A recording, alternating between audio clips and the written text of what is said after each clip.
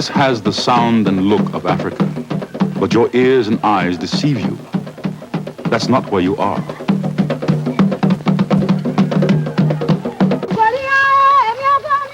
The blacks of the deep Suriname bush live in villages strung like beads along the rivers.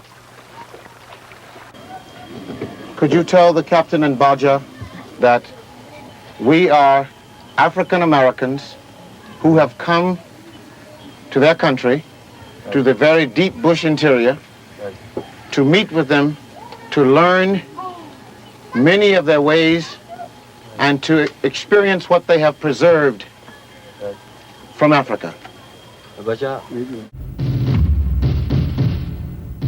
On April 6, 1988, one more person was added to the distinguished ranks of the deceased in Arlington National Cemetery.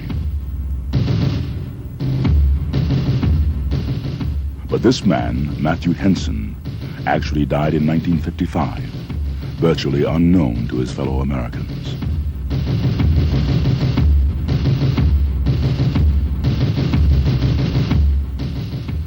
It happened that in 1986, Professor Alan Counter of Harvard University visited northwest Greenland, ostensibly to study nerve hearing loss among the Eskimos, which results from exposure to rifle blasts.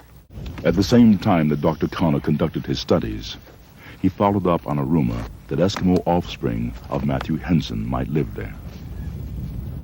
Dr. Counter met and befriended Anaukok Henson, son of Matthew Henson. Anaukok is now 81 years old.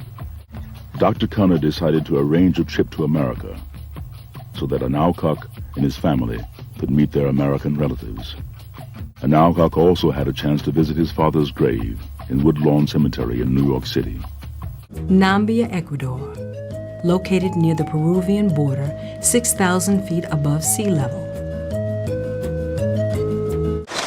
The indigenous Ecuadorian Amerindians have been mining for gold in Nambia for centuries.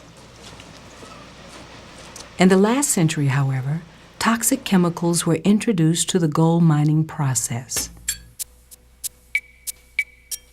The most widely used substance for separating the gold from sediment is mercury.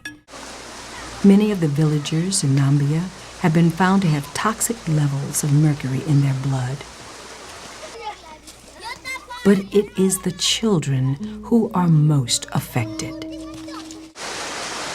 The medical team set up base in the military barracks in Nambia.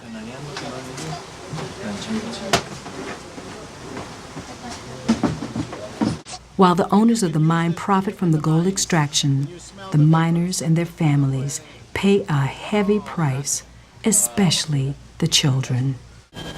On January 12, 2010, the country of Haiti was hit by a devastating earthquake, registering 7.3 on the Richter scale. The epicenter of the earthquake was near the capital city of Port-au-Prince. Even from the helicopter, the team could see the widespread destruction of thousands of homes. Our medical team provided many patients with medication and treatment. I brought many medical supplies that were donated by the Harvard University Health Services. I returned to Haiti with over 100 new tents for the homeless earthquake victims. Most of these tents were donated by the actors Will Smith and Jada Pinkett Smith. Other tents were donated by the actor and dancer Debbie Allen. The city of Port-au-Prince is gradually coming back to life. And basically, this relates back to the fundamental Hall effect, it is believed, where you have here the electrical field given by plus and minus here, and a semiconductor, and at right angles, the magnetic field here. It forces the charge carriers to open, to move across membranes. What are the main forces for sodium ions going through the membrane, through a channel? Well, you'd be causing the gradient. You'd be simply opening the channels with the high electrical density of the current. Yeah. And then as you open the channels, that would in fact force the charged sodium ions into across the channels.